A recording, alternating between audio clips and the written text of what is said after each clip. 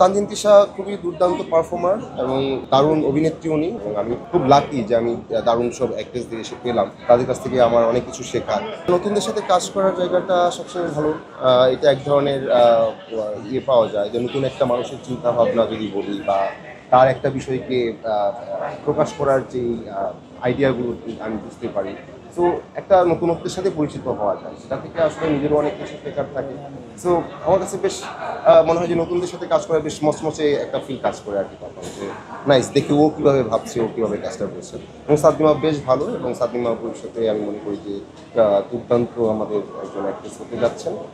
তার জন্য অনেক শুভকামনা। রসায়ন তো আমাদের সবার সাথেই জমতে হয়, যেহেতু আমরা রসায়নের গল্প করি।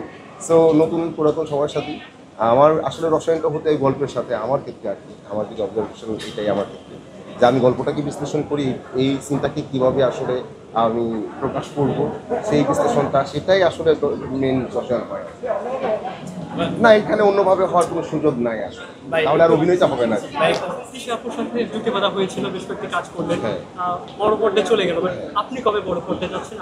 আমার বড় পর্দায় যাওয়ার এখনো কোনো প্ল্যান নাই আসলে। আমি বড় পর্দায় যে কাজ করছি না তা না, কাজ করছি যেগুলো হচ্ছে একটু ওই আর্কাইভ হিসেবে থাকবে, এর জন্য জাস্ট আমার ভালো লাগে যে আচ্ছা আমি একটা ফিল্ম করলাম এবং কিছু মানুষরা দেখলো বা দিল, যেটা একটা ভিন্নধর্মী কাজ হলো এরকম। কিন্তু কমার্শিয়ালি আসলে আমার মনে হয় যে আমি এখনো প্রস্তুত না।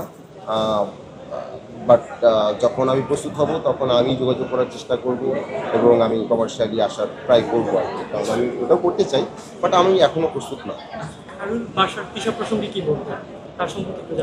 তানজিন তিশা খুবই দুর্দান্ত পারফর্মার এবং দারুণ অভিনেত্রী উনি, ওনার সাথে আমি কাজ করি, তো আমার ক্যারিয়ারের শুরু থেকেই ওনার সাথে আমার কাজ হয়, এবং আমি খুব লাকি যে আমি দারুণ সব অ্যাক্ট্রেসদের এসে পেলাম, তাদের কাছ থেকে আমার অনেক কিছু শেখার।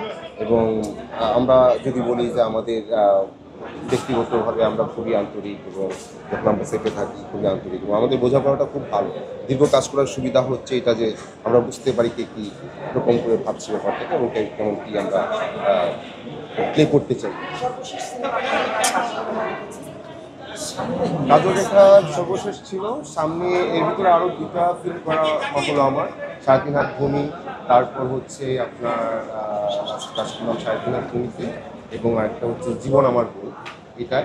আর তারও আগে কাজ করা হচ্ছে বনলতা সেন, তো বনলতা সেন খুব শীঘ্রই আসবে, হয়তো এই বছর বা সামনের দিকে আসতে পারে, এবং আমি চাই আসতে পারি।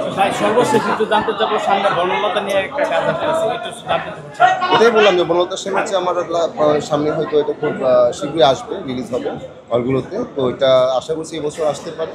যদি না হয় তাহলে সামনের ঈদে আসবে, এটা আমিও আমার ডিরেক্টরের কাছে প্রত্যাশা রাখি, এবং ডিরেক্টর চাচ্ছেন খুব দ্রুত রিলিজ দিতে। Thank you. Thank you.